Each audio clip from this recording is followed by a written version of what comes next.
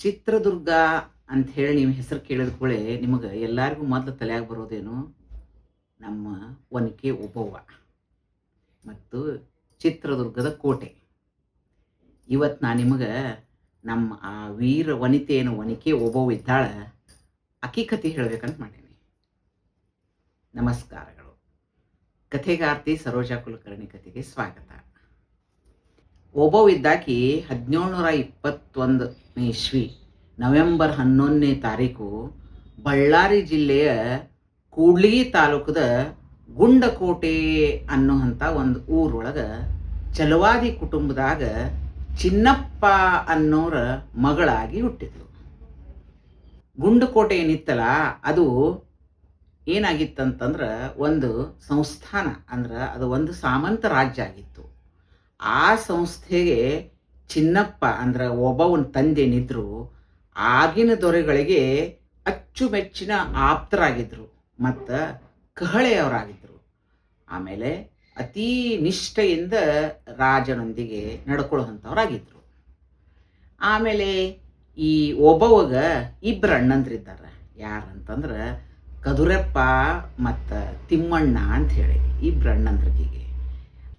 ಒಬ್ಬವನ ಅಣ್ಣ ಕದುರಪ್ಪೇನಿದ್ರಲ್ಲ ಅವ್ರ ನಿಡುಗಲ್ಲು ಸಂಸ್ಥಾನದ ದೊರೆಗೆ ಕಾವಲುಗಾರನಾಗಿ ಕೆಲಸ ಮಾಡ್ತಿದ್ರು. ಒಂದು ಸಲ ಶತ್ರುಗಳ ಜೊತೆ ಏಕಾಂಗಿಯಾಗಿ ಯುದ್ಧ ಮಾಡಿ ಅದರಲ್ಲಿ ವೀರಮರಣ ಹೊಂದಿದ್ರು. ಅಂದ್ರೆ ಇಂಥ ಆದರ್ಶವಾದಂಥ ಕುಟುಂಬದಾಗ ಬೆಳೆದಂತಾಕಿ ನಮ್ಮ ಓಬವ್ವ.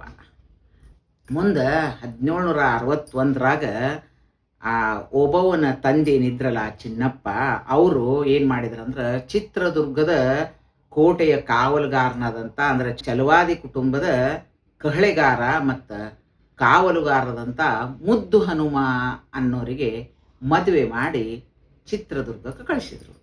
ಹಿಂಗೆ ಓಬವ್ವ ಇದ್ದಾಕಿ ಚಿತ್ರದುರ್ಗಕ್ಕೆ ಅಂದ್ರೆ ಮುದ್ದು ಹನುಮನ್ನ ಮದುವೆ ಆದ್ಮೇಲೆ ಬಂದರು. ಮತ್ತು ಆ ಓಬವ್ವನ ಗಂಡ ಕೂಡ ತನ್ನ ನಂಬಿದಂಥ ದೊರೆಗೆ ಒಂದು ಕಿಂಚಿತ್ತೂ ಲೋಪ ಆಗದಂತ ನಡ್ಕೊಳ್ಳೋಂಥ ವ್ಯಕ್ತಿತ್ವ. ಅವನಿಗೆ ಸರಿಸಮನಾದಂಥ ಸಂಗಾತಿ ಓಬವ್ವ. ಅಂದ್ರೆ ಸಾತ್ವಿಕ ಸತಿಯಾಗಿ ಭಾಳ ನಿಗಿಸಿದವಳು, ಭಾಳ ಬೆಳಗಿದವಳು ಆಕಿ. ಹಿಂಗೆ ಓಬವ್ವ ಇದ್ದಾಕಿ ಕೇವಲ ಒಂದು ವ್ಯಕ್ತಿಯಲ್ಲ, ಒಂದು ಶಕ್ತಿ ಪುಂಜ ಅಂತ ಹೇಳ್ಬೋದು. ಹಿಂಗೆ ಓಬವ್ವ ಇದ್ದಾಕಿ ಏನಾದ್ಲಂದ್ರೆ ಮೊದ್ಲಿಂದನೂ ಸಣ್ಣಾಕಿದ್ದಾಗಿನಿಂದನೂ ದೇಶ ಪ್ರೇಮ ಅಂದ್ರೆ ಅಣ್ಣನ ಈ ರೀತಿ ಎಲ್ಲ ನೋಡ್ದಾಕಿ ಓಬವ್ವಗ ಅಕಿನಲ್ಲಿರುವಂಥ ದೇಶ ಪ್ರೇಮ, ಸಮಯ ಪ್ರಜ್ಞೆ ಮತ್ತು ಧೈರ್ಯ ಭಾಳ ದೊಡ್ಡದು. ಏನಾತಂದ್ರೆ 18ನೇ ಶತಮಾನದಾಗ ಚಿತ್ರದುರ್ಗದ ಕೋಟೆಯನ್ನು ಮದಕರಿ ನಾಯಕ ಅನ್ನುವಂಥ ಒಬ್ಬರು ಪಾಳೆಗಾರ ಆಳ್ತಿದ್ರು. ಒಂದು ಸಲ ಏನಾತಂದ್ರೆ ಆ ಮದಕರಿ ನಾಯಕಗೂ ಹೈದರಲಿಗೂ ದೊಡ್ಡ ಯುದ್ಧ ನಡೀತು. ಅಂದ್ರೆ ಹೈದರಲಿ ಇದ್ದಾವ ಏನಂದ್ರೆ ಚಿತ್ರದುರ್ಗದ ಕೋಟೆ ಹೊರಗೆ ಒಂದು ತಿಂಗಳದಿಂದ ಬೀಡ್ ಹಾಕೊಂಡು ಕಾಯ್ಕೊಂಡು ಕೂತಿದ್ದ. ಆದ್ರೆ ಒಳಗೆ ಬರ್ಲಿಕ್ಕೆ ಸಾಧ್ಯನೇ ಇದ್ದಿದ್ದಿಲ್ಲ. ಹೀಗಾಗಿ ಅವ ಹೈದರಲಿಗೆ ಏನು ಮಾಡಬೇಕು ಅಂತ ತಿಳಿತಿರ್ಲಿಲ್ಲ. ಆದ್ರೆ ಅವೇನು ಮಾಡಿದ್ದ ಅಂದ್ರೆ ತನ್ನೆಲ್ಲ ಸೈನಿಕರಿಗೆ ಹೆಂಗಾದರೂ ನಾವು ಕೋಟೆಯೊಳಗೆ ಹೋಗೋ ಹಂಗಿದ್ರೆ ಅಲ್ಲಿ ಒಂದು ಸ್ವಲ್ಪ ಜನ ಯಾಕಾಗೋಲ್ತಕ್ಕೆ ಹೋಗಿ ಕೋಟೆಯ ಬಾಗಿಲನ್ನು ತೆಗೆದ್ರೆ ಉಳಿದವರೆಲ್ಲ ಒಳಗೆ ಹೋಗಿ ಆ ಚಿತ್ರದುರ್ಗದ ಪಾಳೆಗಾರದಂಥ ಮದಕರಿ ನಾಯಕನನ್ನು ಸೋಲಿಸಿ ಚಿತ್ರದುರ್ಗದ ಕೋಟೆಯನ್ನು ತಮ್ಮ ವಶ ಮಾಡ್ಕೋಬಹುದು ಅನ್ನೋ ಅಂಥ ವಿಚಾರವನ್ನು ನಡೆಸ್ತಿದ್ರು. ಹೀಗಾಗಿ ಯಾವಾಗಲೂ ಆ ಕೋಟೆಯ ಮೇಲೆ ಸೈನಿಕರ ಕಣ್ಣಿರ್ತಿತ್ತು. ಇತ್ತು ಒಳಗಡೆಗೆ ಅವೇನು ಕಾವಲುಗಾರಿದ್ದಲ್ಲ ಚಿತ್ರದುರ್ಗದ ಕೋಟೆ ಕಾವಲುಗಾರ, ಅವ ದಿನಾಲು ನಿಯತ್ತಿನಿಂದ ಕೋಟೆ ಕಾಯೋದು ಮತ್ತು ಮಧ್ಯಾಹ್ನದ ಟೈಮಿಗೆ ಮನೆಗೆ ಹೋಗಿ ಅಲ್ಲಿ ಹತ್ತಿರ ಇತ್ತು ಅವನ ಮನೆ, ಅಲ್ಲಿ ಹೋಗಿ ಊಟ ಮಾಡಿ ಬರ್ತಿದ್ದ. ಅದನ್ನು ಆ ಹೈದರಾಲಿ ಸೈನಿಕರು ನೋಡಿದ್ರು. ಅಂದ್ರೆ ಅದೆಲ್ಲ ರೀತಿ ನೋಡ್ಕೊಂಡಿದ್ರು. ಹಂಗಾದ್ರೆ ನಾವು ಈ ವೇಳೆಯಾದಾಗ ಏನರೇ ಮಾಡ್ಬೋದು ಅಂತ ವಿಚಾರ ಮಾಡ್ಕೊಂಡಿದ್ರು. ಯಾಕಂದ್ರೆ ಅಲ್ಲಿ ಆ ಕೋಟೆ ಒಳಗೆ ಒಬ್ಬಾಕಿ ಮೊಸರು ಮಾರಾಕಿ ನುಸುಳುಗೊಂಡು ಒಂದು ಕಿಂಡಿಯಿಂದ ಒಳಗೆ ಹೋಗಿ ಆಮೇಲೆ ಚಲೋ ಒಂದು 2-3 ತಾಸು ಆದ್ಮ್ಯಾಗ ಮತ್ತೆ ಆ ಕಿಂಡಿಯಿಂದ ಹೊರಗೆ ಬರೋದನ್ನು ಆ ಹೈದರಾಲಿ ಸೈನಿಕರು ಒಂದು ಸ್ವಲ್ಪ ಜನ ನೋಡಿದ್ರು. ಅದಕ್ಕೆ ಅವ್ರು ಏನು ಮಾಡಿದ್ರಂದ್ರೆ ಹೈದರಾಲಿಗೆ ಹೋಗಿ ಈ ವಿಷಯನ ಹೇಳಿದರು. ಈ ಹೈದರಾಲಿ ಸೈನಿಕರೇನು ಹೋಗಿ ಹೈದರಾಲಿ ಹೇಳಿದ್ರಲ್ಲ, ಆವಾಗ ಅವರೆಲ್ಲರೂ ಕೂಡಿಸಿ ಏನು ಮಾಡಿದ್ರಂದ್ರೆ ಒಂದು ನಿರ್ಣಯ ಮಾಡಿದರು. ಹೆಂಗೆ ದಿನಾ ರೂಢಿ ಪ್ರಕಾರ ಏನು ಆ ಕಾವಲುಗಾರ ಇದ್ದಾವ ಅಂದ್ರೆ ಮುದ್ದ ಹನುಮ ಇದ್ದಾವೇನು ಹೋಗ್ತಾನೆ ಊಟಕ್ಕೆ. ಆ ಟೈಮಿಗೆ ಸ್ವಲ್ಪ ಜನ ಸೈನಿಕರು ನುಸುಳುಗೊಂಡ ಆ ಕಿಂಡಿ ಒಳಗಿಂದ ಒಳಗೆ ಹೋಗಿ ಆಮೇಲೆ ಆ ಕೋಟೆಯ ಬಾಗಿಲನ್ನು ತೆಗೆದು ಎಲ್ಲರೂ ಉಳಿದವ್ರು ಹೋಗಿ ಅವನನ್ನು ಆ ನಾಯಕನನ್ನು ಸೋಲಿಸೋದು ಅಂತೇಳಿ. ಅದೇ ರೀತಿ ಒಂದು ದಿನ ಏನಾತಂತಂದ್ರೆ ಆ ಮಧ್ಯಾಹ್ನ ಮುದ್ದು ಹನುಮ ಇದ್ದಾವ ತನ್ನ ಮನೆಗೆ ಊಟಕ್ಕೆ ಹೋದ. ಊಟಕ್ಕೆ ಹೋದ್ಮೇಲೆ ಅವನ ಹೆಂಡ್ತಿ ನಿದ್ಲಲ್ಲ ಓಬವ್ವ, ಆಕಿ ಅವಂಗೆ ಊಟ ಬಡಿಸಿದ್ಲು. ಊಟ ಬಡಿಸಿದ ಮೇಲೆ ನೀರು ಕೊಡ್ಲಿಕ್ಕೆ ಹೋದ್ಲು. ಕೊಡದೊಳಗೆ ನೀರಿರಲಿಲ್ಲ, ಖಾಲಿಯಾಗಿತ್ತು. ಅಂಥೇಳಿ ಆಕೆ ಏನಂದ್ಲಂದ್ರೆ ಹಂಗಾರೆ ನೀರು ತೊಗೊಂಡು ಬರ್ತೀನಿ ಅಂಥೇಳಿ ಅಲ್ಲೇ ಹತ್ತಿರದಲ್ಲಿರುವಂಥ ಬಾವಿಗೆ ನೀರು ತರಲಿಕ್ಕೆ ತೊಗೊಂಡು ಬಂದ್ಲು ಕೂಡ. ಆಕೆ ದಾಟೋತ್ನ್ಯಾಗ ಕಿಂಡೇನಿತ್ತಲ್ಲ ಅಲ್ಲಿ ಹತ್ತಿರ ಇತ್ತಲ್ಲ, ಅಲ್ಲೇ ಯಾರೋ ಪಿಸಿ ಪಿಸಿ ಪಿಸಿ ಅಂದ್ರೆ ಅಗದಿ ಸಾವಕಾಶವಾಗಿ ಮಾತಾಡ್ಲಿಕ್ಕತ್ತಾರ, ಪಿಸು ಮಾತು ಅಂತ ಆಕಿಗೆ ಅನಿಸ್ತು. ಅದಕ್ಕೇನು ಮಾಡ್ಲಂದ್ರೆ ಆ ಕಿಂಡಿ ಹತ್ತಿರ ಹೋಗಿ ಎಕ್ದಮ್ ಲಕ್ಷ್ಯ ಕೊಟ್ಟು ಕೇಳಿದ್ಲು ಆಕಿಗೆ. ಹಂಗಾರ ಯಾಕಂದ್ರೆ ಒಂದು ತಿಂಗಳಿಂದ ಹೈದರಾಲಿ ಸೈನಿಕರೆಲ್ಲ ಹೊರಗಡೆ ಕೋಟೆ ಹೊರಗೆ ಬೀಡ್ ಹಾಕ್ಯಾರ ಅನ್ನೋದಂತೂ ಗೊತ್ತಿತ್ತಲ್ಲ. ಹಂಗಾರ ಇವರ ಇಲ್ಲಿಂದ ಬರಲಿಕ್ಕೆ ಈ ರೀತಿ ಪ್ರಯತ್ನ ಮಾಡ್ಲಿಕ್ಕತ್ತಾರ ಅಂತ ಆಕಿಗೆ ಗೊತ್ತಾತು. ಅದಕ್ಕೆ ಆಕೆ ಏನು ಮಾಡಲಿ ಅಂದ್ರೆ ಅಗ್ದಿ ಲಘುನ ಹೊಳ್ಳೆ ತನ್ನ ಮನೆಗೆ ಹೋದ್ಲು. ಯಾರಿಗೆ ಅದನ್ನು ಗಂಡ ಹೇಳಬೇಕು ಅಂತೇಳಿ. ಅದ್ರ ಗಂಡ ಊಟ ಮಾಡ್ಲಿಕ್ಕತ್ತಿದ್ದ. ಇನ್ನು ಇದು ಹೇಳಿದ್ರೆ ಗಂಡ ಅರ್ಧಕ್ಕ ಊಟ ಬಿಟ್ಟು ಹೇಳ್ತಾನ ಅಂಥೇಳಿ ಏನು ಮಾಡಿದ್ಲಂದ್ರೆ ಕೊಡ ಇಟ್ಟಾಕಿನ ಅಲ್ಲೇ ಮೂಲಿ ಒಳಗಿರುವಂಥ ಒನಿಕೆಯನ್ನು ತೊಗೊಂಡು, ಒನಿಕೆ ಅಂದ್ರೆ ಗೊತ್ತದ ಇಲ್ರಿ ನಿಮಗೆ, ಒಂದು ಕಡೆ ಪೂರ್ಣ ಒಂದು ಕಟ್ಟಿಗೆದು ಉದ್ದನಿದಿರ್ತದ, ಒಂದು ಕಡೆ ಅದು ಕಬ್ಬಿಣದಿಂದ ಅವಾಗಂತೂ ತಾಮ್ರದ ಮಾಡಿರ್ತಿದ್ರು. ತಾಮ್ರದಿಂದ ಅದನ್ನು ಒಂದು ದಂಡಿಯನ್ನು ಅದನ್ನೆಲ್ಲ ಹಣದು ನೀಟಾಗಿ ಕಟ್ಟಿರ್ತಿದ್ರು, ಗಟ್ಟಿಗೆ ಹಾಕಿರ್ತಿದ್ರು ಅದಕ್ಕೆ. ಅಂದ್ರೆ ಅದರಿಂದ ಎಷ್ಟೋ ಜನ ಎಲ್ಲ ಏನೆಲ್ಲ ಕೆಲವೊಂದು ಸಾಮಾನುಗಳನ್ನ ಕುಟ್ಟುತ್ತಿದ್ರು.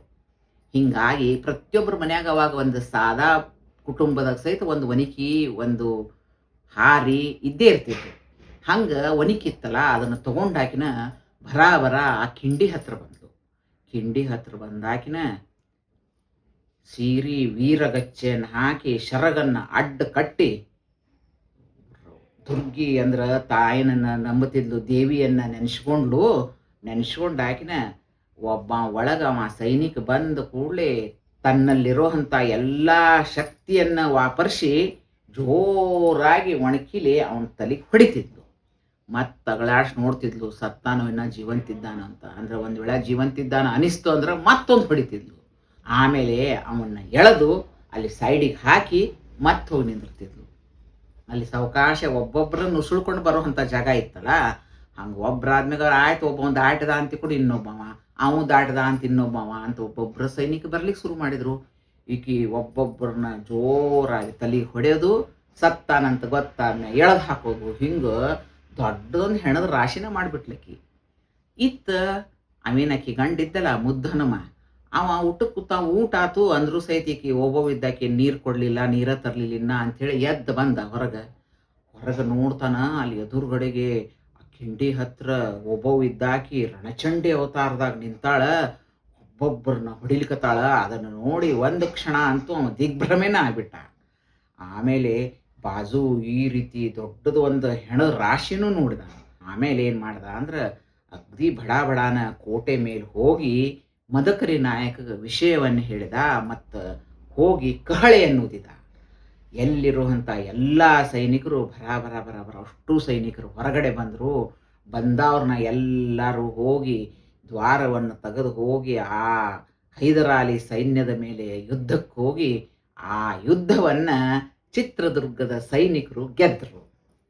ಕಿಂಡಿ ಒಳಗೆ ಬರ್ಲಿಕ್ಕತ್ತವ್ರೆಲ್ಲರೂ ಮುಗಿದ್ರು ಅಂತ ಅನಿಸ್ತಕಿಗೆ ತನ್ನ ಸೈನ್ಯ ಏನು ಹೊಂಟಿತ್ತಲ್ಲ ಅದನ್ನು ನೋಡ್ಕೋತ ಸಂತೋಷದಿಂದ ಒಬ್ಬವಿದ್ದಾಕಿ ನಿಂತಿದ್ಲು. ಆಗ ಈ ಹಿಂದ್ಗಡೆ ಇನ್ನೊಂದು 2-3 ಮಂದಿ ಏನು ಉಳಿದಿದ್ರು ಸೈನಿಕರು, ಅವ್ರು ಬಂದು ಆಕಿ ಬೆನ್ನೊಳಗೆ ಖಡ್ಗದಿಂದ ಜೋರಾಗಿ ಖಡ್ಗ ಚುಚ್ಚಿಬಿಟ್ರು ಆಕಿಗೆ. ಹೀಗಾಗಿ ಆಕೆ ಏನಾತಂದ್ರೆ ಅದೇ ಸ್ಥಳದೊಳಗೆ ಆಕೆ ತನ್ನ ಕೊನೆ ಉಸಿರು ಹೇಳಿದ್ಲು. ಮತ್ತು ಏನಾತಂದ್ರೆ ಚಿತ್ರದುರ್ಗದ ಇತಿಹಾಸದಾಗ ಯಾರೂ ಮರೆಯದಂಥ ವೀರ ಮಹಿಳೆಯಾಗಿ ಅಜರಾಮರಾದಳು. ಹಿಂಗೆ ಒಬ್ಬವಿದ್ದಾಕಿ ಅಮರಾದ್ಲು. ಅಂದ್ರೆ ಒಂದು ಹೆಣ್ಣು ಮಗಳು ಸಮಯ ಪ್ರಜ್ಞೆ ಧೈರ್ಯದಿಂದ ಎಂಥ ಪ್ರಸಂಗವನ್ನು ಎದುರಿಸ್ತಾಳ, ಕಾಳಿ ರೂಪ ತಗೋತಾಳ ಅಂಥೇಳಿ ನಾವೆಲ್ಲರೂ ಪುರಾಣದಾಗ ಅದು ಓದೇವಿ. ಅದು ಒಂದು ಸಾಮಾನ್ಯವಾದಂಥ ವ್ಯಕ್ತಿ ಅಂದ್ರೆ ಸಾಮಾನ್ಯ ಮಹಿಳೆಯಾದಂಥ ಒಬ್ಬವನ ಹೆಸರಿಗೂ ನಿಜ ಆತು. ಯಾವಾಗಲೂ ಸಾಮಾನ್ಯವಾಗಿ ಏನಿರ್ತದಂದ್ರೆ ರಾಜರು, ರಾಣಿಯರು, ಸೈನಿಕರು ಇವರೆಲ್ಲ ಏನು ಮಾಡ್ತಾರಂದ್ರೆ ಯುದ್ಧ ಕೌಶಲ್ಯವನ್ನು ಕಲಿತು ಕರಗತ ಮಾಡ್ಕೊಂಡಿರ್ತಾರೆ. ಆದ್ರೆ ಒಬ್ಬವಿದ್ದಾಕಿ ಏನೂ ತಿಳಿಯದನ ಸಾಮಾನ್ಯ ಮಹಿಳೆ ವೈರಿಗಳಿಂದ ತನ್ನ ಕೋಟೆಯನ್ನು ರಕ್ಷಣೆ ಮಾಡೋದಕ್ಕೆ ಎಷ್ಟು ತನ್ನ ಧೈರ್ಯದಿಂದ ಎಷ್ಟು ತಾನು ಯುದ್ಧ ಮಾಡಿ ಅಂದರೆ ಎಲ್ಲರನ್ನೂ ಆ ಒಂದು ವನಿಕೆಯಿಂದ ಕೊಂದು ತನ್ನ ಚಿತ್ರದುರ್ಗದ ಕೋಟೆಯನ್ನು ಕಾಪಾಡಿದ್ಲು ಅಂದ್ರೆ ಇದನ್ನು ಎಲ್ಲರೂ ಮೆಚ್ಚಲಿಕ್ಕೆ ಬೇಕು. ಮುಂದೆ ಈ ಓಬವ್ವನ ಸಾಹಸವನ್ನು ಮದಕರಿ ನಾಯಕ ಇದ್ದವ ಅಭಿನಂದಿಸಿದ. ಆಮೇಲೆ ಈ ಸಾಹಸದ ನೆನಪಿಗೆ ಮತ್ತೊಂದು ಸುತ್ತು ಕೋಟೆಯನ್ನು ಕಟ್ಟಿಸಿದ. ಮತ್ತು ಅಗಸನ ಕಲ್ಲು ಅನ್ನುವಂಥ ಒಂದು ಗ್ರಾಮವನ್ನು ಛಲವಾದಿ ಸಮುದಾಯಕ್ಕೆ ಜಹಾಗೀರಾಗಿ ಕೊಟ್ಟ. ಮತ್ತು ಓಬವ್ವನ ಮರಣದ ನಂತರ ಅವ ಮದಕರಿ ನಾಯಕ ದೊರೆ ಏನಿದ್ದಲ್ಲ ಅವ ಸಂತಾಪ ಸೂಚಿಸಿ ಜೊತೆಗೆ ರಾಜ ಮರ್ಯಾದೆಯೊಂದಿಗೆ ದುರ್ಗದ ಬೀದಿಗಳಲ್ಲಿ ಆ ಓಬವ್ವನ ಮೆರವಣಿಗೆಯನ್ನು ಮಾಡಿಸಿದ. ಮತ್ತು ಅವಳ ಅಂತಿಮ ಸಂಸ್ಕಾರವನ್ನು ಏನು ಮಾಡ್ದ ಅಂತಂದ್ರೆ ಅಲ್ಲೇ ತಣ್ಣೀರ ಚಿಲುಮೆ ಅಂತದ ಅದರ ಪೂರ್ವಕ್ಕೆ ಅವಳ ಸಮಾಧಿಯನ್ನು ಮಾಡಿಸಿದ. ಮತ್ತು ಅದೇನು ಕಿಂಡಿತ್ತಲ್ಲ ಆ ಕಿಂಡಿಗೆ ಓಬವ್ವನ ಕಿಂಡಿ ಅಂತ ಹೆಸರಿಟ್ಟ. ಮತ್ತು ಆ ಓಬವ್ವನ ಗಂಡಗ ದೊಡ್ಡ ಪದವಿ ಕೊಟ್ಟ, ಅನೇಕ ಆಸ್ತಿ ಅಂತಸ್ತುಗಳನ್ನು ಕೊಟ್ಟ. ಅಲ್ದನ ಆಕಿನ್ನ ಎಲ್ಲರೂ ಅತಿಯಾಗಿ ಕೊಂಡಾಡಿದರು. ಈಗ ಚಿತ್ರದುರ್ಗದ ಕ್ರೀಡಾಂಗಣಕ್ಕೆ ವೀರವನಿತೆ ವನಿಕೆ ಓಬವ್ವನ ಹೆಸರಿಟ್ಟಾರ. ಮತ್ತು ಚಿತ್ರದುರ್ಗದ ಜಿಲ್ಲಾಧಿಕಾರಿ ಕಚೇರಿ ಮುಂದೆ ವನಿಕೆ ಓಬವ್ವನ ಪ್ರತಿಮೆಯನ್ನು ಸ್ಥಾಪಿಸ್ಯಾರ. ಅಲ್ದನ ನವೆಂಬರ್ 1ನೇ ತಾರೀಕು ವೀರವನಿತೆ ಓಬವ್ವನ ಜಯಂತಿಯನ್ನು ಆಚರಣೆ ಮಾಡ್ತಾರೆ. ಇಂಥ ವೀರವನಿತೆ ನಮ್ಮೆಲ್ಲರ ಮನದಲ್ಲಿ ಅಂದ್ರೆ ನಮ್ಮ ಇಡೀ ದೇಶದಾಗ ಎಲ್ಲರ ಮನಸ್ಸಿನಾಗನು ಸಹಿತ ಈ ವನಿಕೆ ಓಬವ್ವ ಏನಿದ್ದಾಳ ಎಲ್ಲರ ಮನಸ್ಸಿನಾಗ ಸ್ಥಿರಸ್ಥಾಯಿಯಾಗಿ ನಿಂತಾಳ ಅಂದ್ರೆ ಉಪೇಕ್ಷೆ ಏನಾಗಂಗಿಲ್ಲ. ಕಥೆ ಕೇಳಿದ್ರಲ್ಲ, ಒಂದು ಲೈಕ್ ಕೊಡ್ರಿ ಮತ್ತು ಸಬ್ಸ್ಕ್ರೈಬ್ ಮಾಡಿರಿ. ಬೇರೆ ಅವ್ರಿಗೂ ಶೇರ್ ಮಾಡಿರಿ, ಅವ್ರಿಗೂ ಸಬ್ಸ್ಕ್ರೈಬ್ ಮಾಡ್ಲಿಕ್ಕೆ ಹೇಳ್ರಿ. ಮತ್ತು ಬೆಲ್ ಐಕಾನ್ ಒತ್ತಿರಿ. ಅಲ್ದನ ಕಾಮೆಂಟು ಬರೀರಿ, ಕತೆ ಹೆಂಗಿತ್ತು ಮತ್ತೆ ಯಾವ ಕತೆ ಹೇಳಿ ಅಂತ. ಧನ್ಯವಾದ.